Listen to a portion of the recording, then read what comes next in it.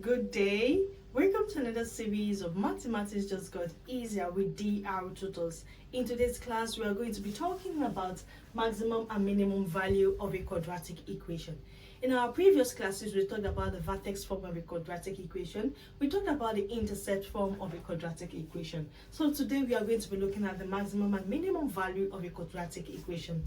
So the maximum and minimum value of a quadratic equation, y equals ax squared plus bx plus c, is the y coordinate of its vertex. Remember when we learned about the vertex, we saw the vertex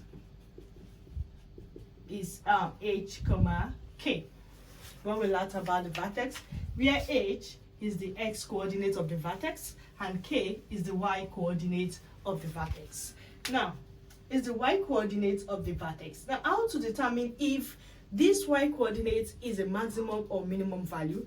Now, the way we determine it is by checking the leading coefficient of this equation. Now, the leading coefficient of this equation is a.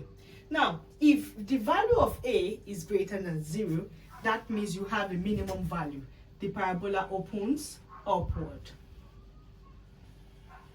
Now, if the value of a is less than 0, it means you have a maximum value. The parabola opens downward.